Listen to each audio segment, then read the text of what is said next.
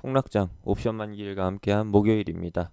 인사드리기가 참 애석했던 목요일 시장이었고 진짜 한 치 앞도 볼 수 없는 깜깜한 시장입니다. 시작 전에 하단에 있는 구독과 따봉 버튼 눌러주시고 이번 시장 하락의 포인트 그리고 반등 포인트까지 한번 같이 챙겨보도록 합시다. 한숨이 절로 나오는 시장이었어요.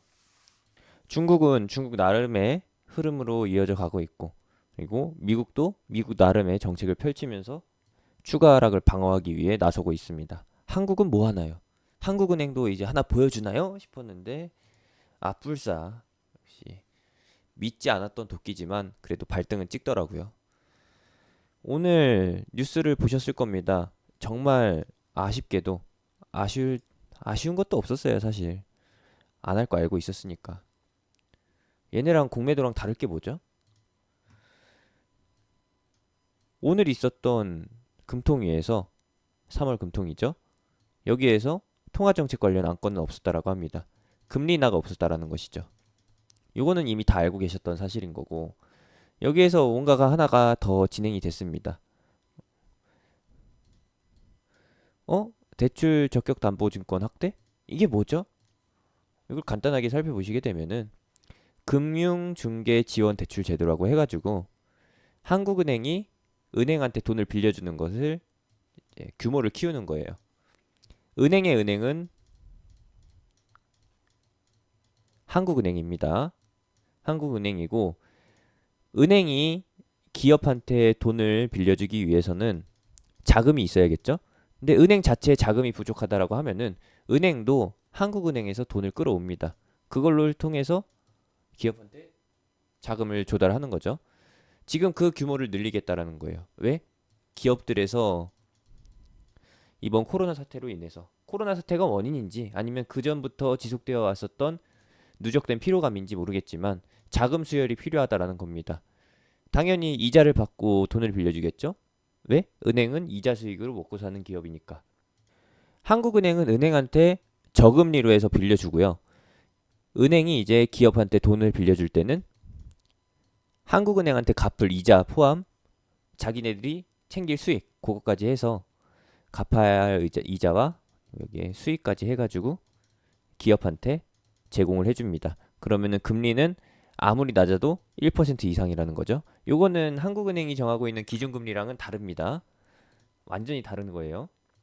그러면은 투자 대비 어느 정도 기간 대비해서 수익을 거둬야 되니까 기업이 상환하는 데까지 엄청나게 오래 걸리니까 단기간에 갚을 수 있으면은 저금리로 해서 빌려줄 수도 있는데 단기간에 갚을 가능성이 좀 낮으니 더 올리겠다라는 겁니다. 아니 이미 그런 식으로 올려서 받고 있어요. 그러면은 지급해야 할 이자 빼고서 수익만을 따져본다라고 하면은 대략적으로 1.5%에서 2% 정도를 봅니다. 한국은행에 갚아야 할 이자까지 포함한다라고 하면은 평균 이자는 낮아도 아무리 낮아도 3%를 웃돈다라는 것이죠. 기업 입장에서는 눈물을 머금고서라도 이렇게 빌려야 합니다. 부도 나는 것보다는 낫잖아요. 지금 한국은행이 펼치고 있는 정책은 요거고 사실상 증시 하락과는 무관하다라고 볼 수 있습니다. 증시 하락에 대해서는 아무런 조치를 취하지 않은 거예요. 이주열 총재도 그렇게 말을 합니다. 금리 인하를 해봤자 어차피 부동산으로 갈 거 다 알기 때문에 내려도 효용성이 없다. 국내 증시 하락을 막을 수 있는 대책이 아닌 거 아니까 너네도 잘 알지 않느냐. 그래서 안 내리겠다라는 거예요. 이거까진 이해를 해줘야 돼요. 근데 어이가 없었던 건 오늘 시장의 하락입니다. 아니 미국 증시를 위해서 트럼프가 정책을 발표한다라고 하는데 그것에 대해서 왜 한국이 실망을 하냐고요. 아니 실망을 하고 싶었던 거겠지. 그냥 매도를 때리고 싶었던 거예요.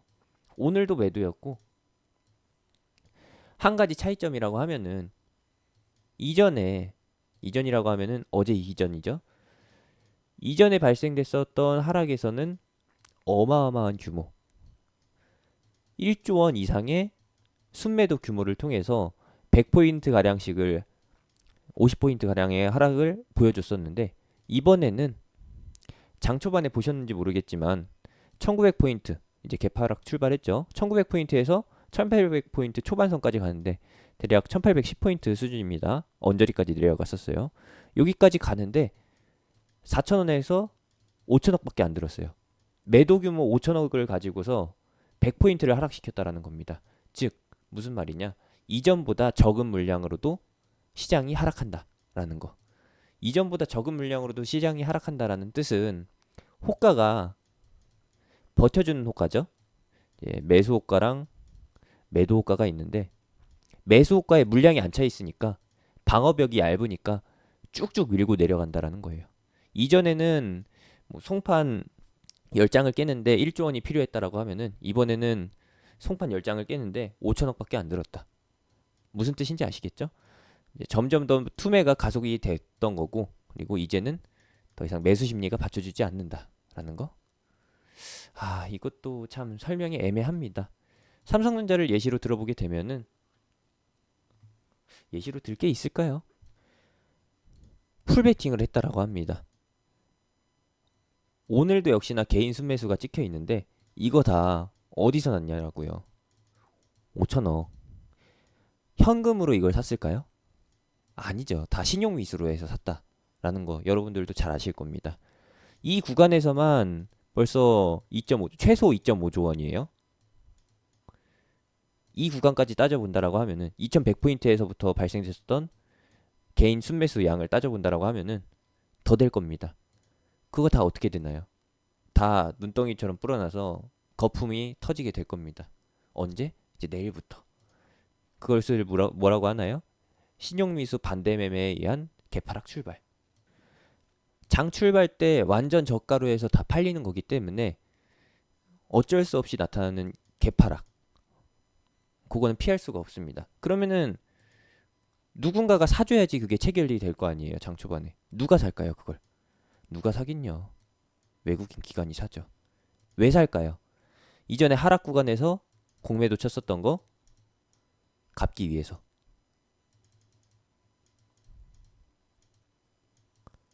그래서 산다. 더 웃긴 거는 어제 방송에서 말씀드렸긴 했지만 이번에 공매도 한시적 금지 이거 대상이 되려면은 마이너스 5% 이상 하락해야 돼요. 근데 마이너스 5% 이상 하락해서 마감을 해야 되는데 삼성전자가 오늘 5만 원 이하에서 마감을 했으면은 마이너스 5% 찍히면서 내일 당장 여기에 공짜 들어가는 공매도 금지 조치가 취해졌을 거란 말이에요. 근데 요걸 피해갔다라는 겁니다. 왜 피해갔을까요? 왜? 계속 공매도를 칠 거니까. 시장 반등 전까지는 공매도 쳐서 꾸역꾸역 눌렀다가 신용 미수 반대 매매 나오고 개인들 어느 정도 털리고 나면은 그때 가서 할 거니까 관리를 하는 겁니다. 이게 반등을 위한 아랫꼬리가 아니고요. 공매도 금지를 피하기 위한 의도적인 반등이라는 거 확인해 주시면 되겠고 이제는 더 이상 호재가 없습니다. 호재가 없는 것도 사실 악재죠. 더 나올 악재 없습니다. 없는데 꾸역꾸역 갖다 붙일 거예요. 왜? 계속해서 이쪽으로 해서 이득을 볼 거니까. 그런 얘기가 있어요. 어떤 얘기냐? 2008년대에도 IMF 때와 비교를 했었고요. 이번에도 역시나 미국 경제위기 때랑 IMF 때 두 가지 사례를 비교를 합니다. 더 이상은 뭐 조류독감이나 메르스 때 질병으로 인했던 조정에 대해서 비교 대상이 안 된다라는 거예요. 아니, 똑같이 질병으로 인해서 발생된 건데 왜 비교 대상을 경제 위기로 가느냐? 이거는 사실 흑막에 덮여 있는 건데 진짜 본질적인 시장 하락의 원인은 이탈리아의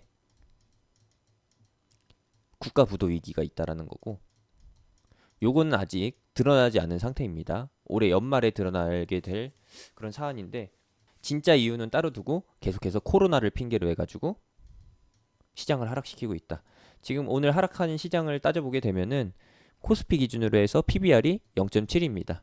0.77대 내려왔고 반등의 기적이 열리는 0.8 수준에서 계속 하회를 하고 있어요. 즉 반등의 힘을 모으고 있거나 아니면 진짜로 반등할 생각이 없어서 계속 흘러내릴 생각이라서 이 상황으로 도달해 있거나. IMF 때는 0.68까지 갔다라고 합니다. 그리고 이 당시에 경제 위기 때에도 0.6을 이탈한 적이 없었다라고 해요. 그때 역시도 이제 반등의 기준이 0.8이었죠. 0.8이라는 것은 절대적으로 회복하는 위치다라는 거. 여기서 0.8에서 멀어지면 멀어질수록 요거는 반등을 위해서, 반등 공략을 위해서 사야 하는 위치다라는 것을 말해주는데, 사람들이 원하는 거는 단기간의 반등을 통해서 내 계좌 복구를 원하는 건데, 이 당시나 아니면은 이 당시 둘 다 따져봐도 급락은 단기간에 진행이 되고요. 그리고 반등은 꽤나 오랜 시간에 걸쳐서 합니다. 반등이 진행되는 과정도 힘들어요. 기다리면은 이전 위치까지 다 돌아오는 거. 내 계좌가 본전까지 회복되고, 그리고 어떻게 아다리가 잘 맞으면은 테마순환매에 의해서 내 계좌에 있던 테마주들이 급등하는, 계좌를 빨간불로 완전히 바꿔주는 경우도 발생되기는 하는데, 그 부분까지는 염두할 수가 없는 거죠.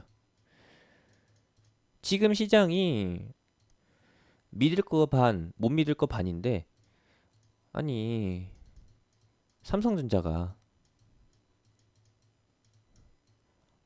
한국 증시의 기둥인데, 맏형인데, 이러한 사소한 문제들로 인해서 흔들릴 정도면은, 기둥이 부셔질 정도로 갔었더라고 하면은 애진작에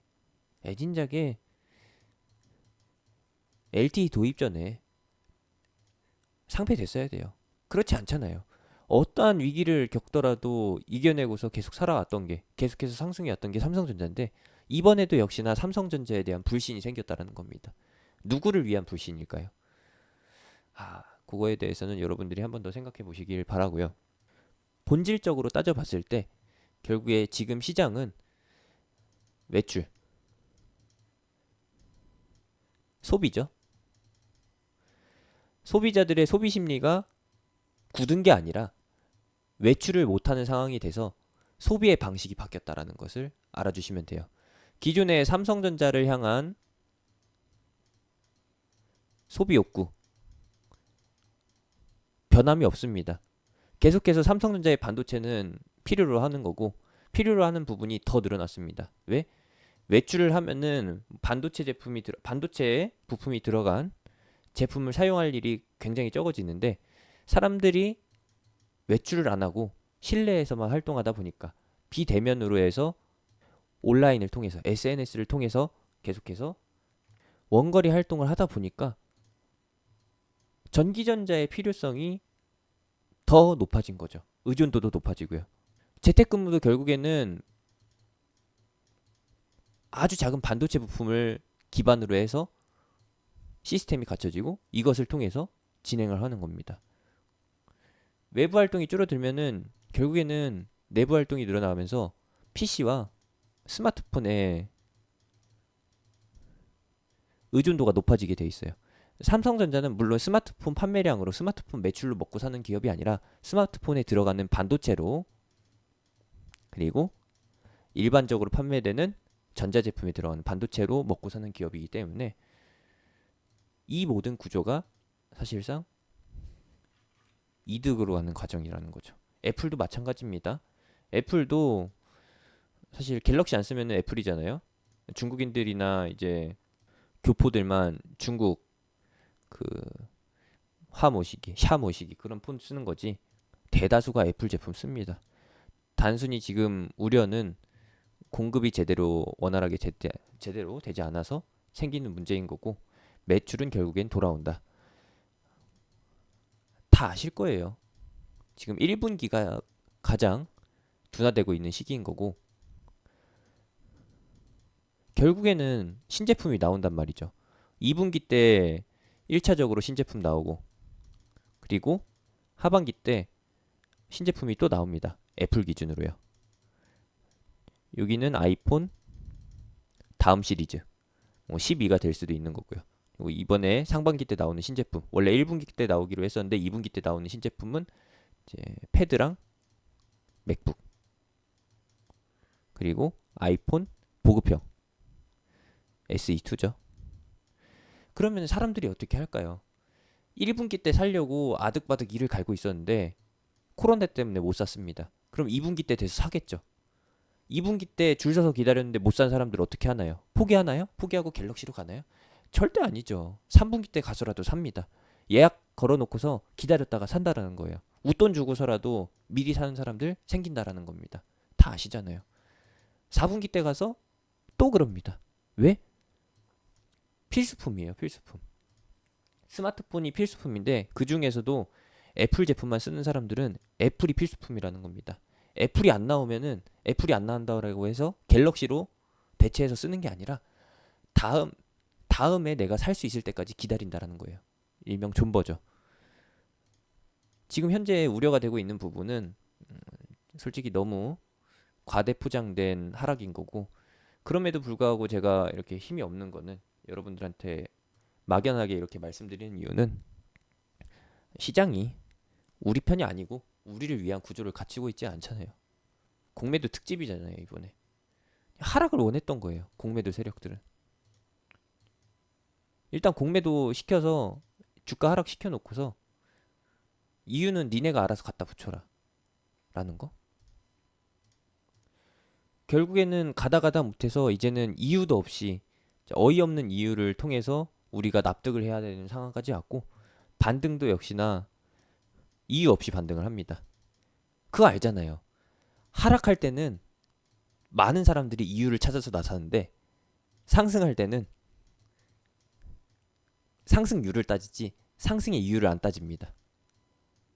즉 반등을 하더라도 어떤 이유에서 반등하는지 그건 중요치 않다라는 것이죠. 앞으로 나올 반등도 그러한 관점에서 나오게 될 겁니다. 아무도 신경 안 쓰는 상승 이유, 반등 모멘텀을 가지고서 반등할 시장이고 딱히 반등 모멘텀이 없더라도 반등한 이후에 악재가 선반영됐다. 악재가 불확실성 해소 국면으로 진입했기 때문에 반등한 것이다. 라는 식으로 갖다 붙일 겁니다. 그 시기가 이제 거의 다 왔고요. 아쉽게도 지금까지도 계속해서 이번 주 내내 개인이 신용으로 샀기 때문에 이 물량들이 털릴 수밖에 없습니다. 내일 같은 경우에는 이제 1950포인트 수준에서 신용 미수 쓴 사람들이 당하는 날이고 오늘 같은 경우에는 2050포인트에서 신용 미수 쓴 사람들이 당할 수밖에 없었던 아침이었죠. 이렇게 간다라는 거 봐주시면 되겠습니다. 뭐 2100포인트에서 샀던 사람들은 2000포인트 깨질 때 당했겠죠. 이렇게 도미노처럼 하나씩 무너지고 나서 그 다음에 반등을 하게 되는데 이 과정이 녹록지가 않네요. 패턴이라고 하면은 반대 매매가 하루 만에 내일 당장 금요일 만에 다 치러지게 되면은 개파락 출발 이후에 양봉으로 채워지겠죠. 뭐 양봉으로 채워지다가 기관이나 외국인이 이날 반대 매매 물량 잡아먹었던 거 차익 실현하게 된다라고 하면은 이런 식으로 윗꼬리가 나올 수도 있는 것이고 그게 아니라고 하면은 이것도 살짝 애매합니다. 이런 식으로 진행된다라는 거 이렇게 봐주셔도 되고 패턴은 다양한데 어차피 출연될 거면은 합니다. 근데 거기까지 기다리기가 쉽냐고요. 어렵죠. 그래서들 지금 현재 해외 증시, 해외 주식 많이 보시는데 이제는 거부감이 없습니다. 뭐 페이스북이야 계속해서 정보 팔아먹다 걸려가지고 해킹을 진짜 당한 건지 팔아먹다가 걸린 건지 모르겠지만 계속해서 신뢰도 문제로 인해서 무너져 내릴 주가인 거고 그리고 아마존은 이번 코로나 사태로 인해서 유통 물량이 증가하다 보니까 유통업이 호재를 겪다 보니까 이 사태로 인해서 일시적으로 침체기를 겪을 수는 있으나 좀 힘든 시기를 겪을 수 있으나 이것들이 다 실적으로 반영되면서 반등할 가능성이 굉장히 높다. 애플은 아쉽게도 생산 차질 문제가 해결될 때까지는 이 상태를 유지할 겁니다. 그리고 어차피 1분기 실적 둔화는 기정사실이기 때문에 2분기 실적에서 기대감이 반영되기 전까지는 이 자리 유지한다라는 거 너무나도 당연한 것이죠. 빵주 빵주 중에서 지금 현재 페이스북, 아마존, 애플 말씀드렸고 이제 넷플릭스랑 구글 말씀드릴 건데 더 말할 필요도 없죠. 미리 설명해 드렸었지만 외부 활동이 제한이 되게 되면은 집구석에 앉아서 TV랑 PC만 보죠. 핸드폰만 보고. 그럼 뭐겠어요? 영화는 넷플릭스, 드라마는 넷플릭스, SNS, 커뮤니티, 뭐 세상 사는 이야기, 내가 좋아하는 컨텐츠 보는 거는 유튜브.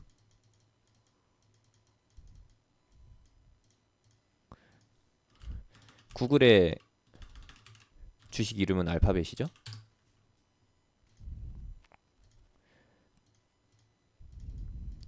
물론 어쩔 수가 없습니다. 왜냐하면은 이러한 관점을 반영시키는 데까지는 꽤나 오래 걸린다.